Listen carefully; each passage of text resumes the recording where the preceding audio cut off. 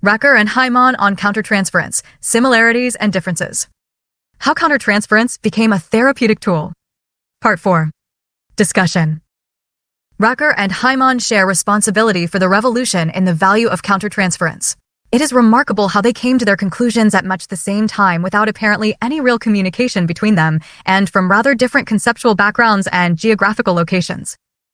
It seems that the evolution of psychoanalysis itself was ready for the step, a genuine Kuhnian paradigm shift in the culture. Why psychoanalysts took this step forward at this moment is a matter of cultural history. Both Heimann and Racker developed their ideas from a deeply clinical point of view. But their forms of practice had come from different traditions, and so shades of difference occur in the formulations they eventually evolved. Here we will review briefly the similarities, major, and the differences, relatively minor. Similarities. Both Racker and Heimann could look back on Freud's 1910 assertion of an unconscious to unconscious communication between analysand and analyst. Freud had been perplexed by how such communication could happen. And until the rule that all psychoanalysts should have their own analysis, instituted in the 1920s as a control analysis, there was suspicion and unprofessional influence by these unconscious communications to act out. However, after a few generations passed since the 1920s rule providing for psychoanalysts being analyzed, it became obvious they were still not immune from unconscious influences when with their patients. Transference had become much more familiar over this period, and the kind of jigsaw fit between transference and countertransference was waiting to be noticed and exploited. Heimann and Racker also shared similar attitudes toward the directness of the transmission of unconscious material. On one hand, Heimann followed the enthusiasm of the Klein group in general for the schizoid mechanisms, Klein 1946, and saw projective identification, which can be seen as a model in detail of Freud's unconscious-to-unconscious communication, as a powerful explanatory idea. According to her, the experiences, especially emotional experiences, can be transmitted directly, without symbolization, from the patient's mind unconsciously into the analyst's mind that is prompted to experience similar or complementary emotional states. The analyst has the work of sorting out their own feelings from the patient's which are projected and felt in an empathic way. On the other hand, Racker asserted that the main way towards understanding the analysand's mental processes continues to be direct reception from unconscious to unconscious. In his view, the patient's unconscious phenomena are grasped by the analyst's own unconscious by way of emotional identification with the object with which the analysand identifies the analyst. The dynamic of this identification will be referred back to projective identification by Racker himself in 1958. The importance of professional boundaries became important, but perhaps in the 50 years since Freud, 1906, had trouble with Dora's transference, Europe had become a more democratic culture. That both analyst as well as patient could have human attributes and could be constantly moved by their feelings, as well as by rational reflection, was more acceptable. And so, it became necessary to take a rational point of view about the emotional states of both partners.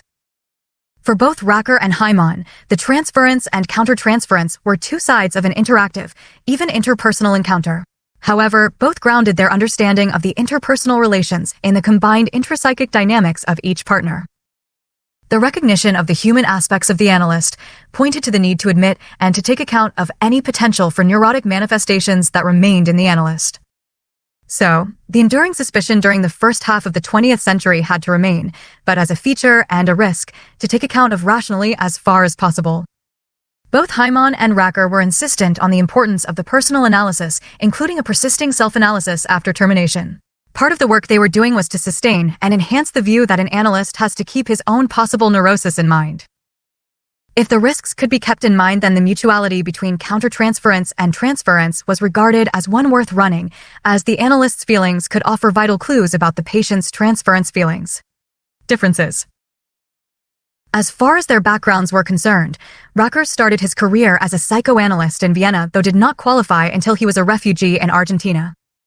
His background was in the classical psychoanalysis of Freud, Anna Freud, Hartmann, and the developing ego psychology of the mid-1930s.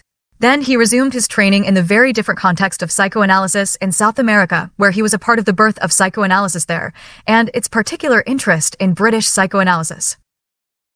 As British psychoanalysis had been on a divergent path from Vienna during the 1930s, the emergent framework of ideas in Argentina was a pluralist one.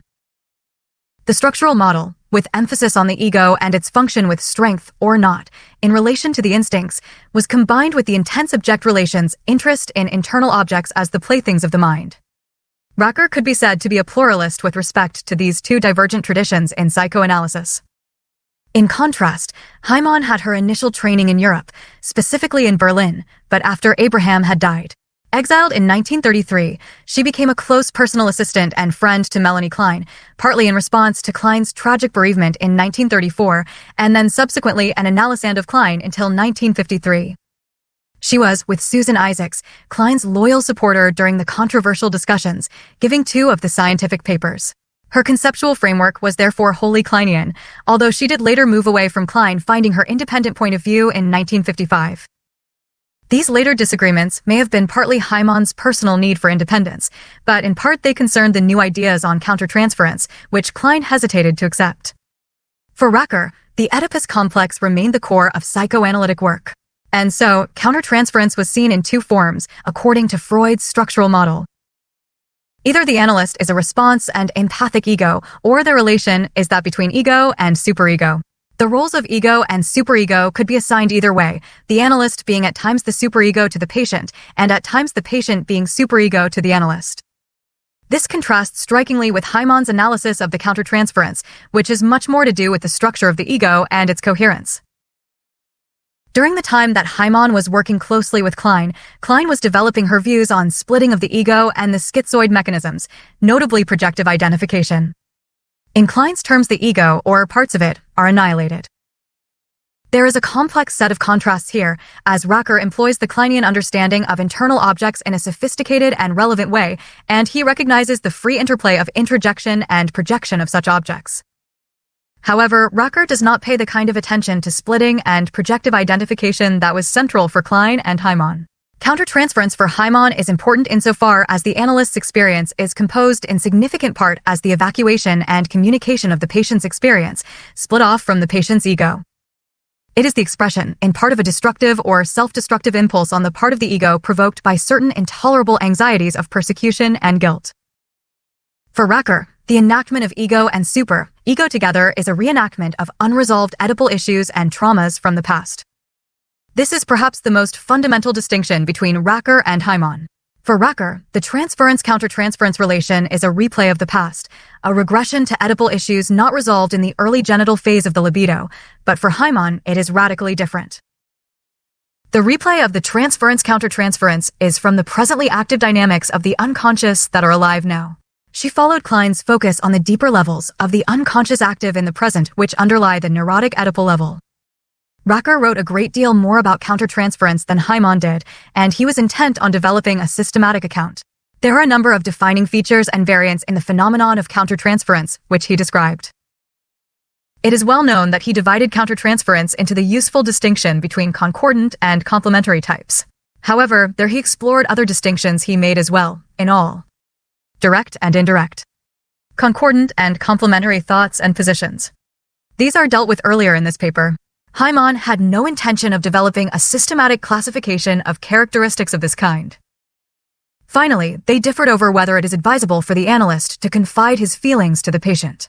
Heimann is adamant that the analytic space is for the patient's feelings and experiences uninterrupted by anyone else. Racker, on the other hand, argued that in some instance it enhances trust if the analyst exposes his emotional side as well as his reasoning. Conclusions. We have tried to explore various aspects of the work of Heinrich Racker and Paula Heimann on countertransference from the late 1940s onwards. They have somewhat different conceptual backgrounds, though Racker did absorb Heimann's work and with colleagues in Argentina developed his ideas in an integrative pluralist form. His aim in the long run was to develop a comprehensive phenomenology of countertransference. Both, however, were initiating a fairly widespread interest and change in practice. Whilst both were innovative and remarkably parallel in their innovations, they were surely only people of their time who represented an inevitable sea change in the practice of psychoanalysis and the role of the analyst's thinking.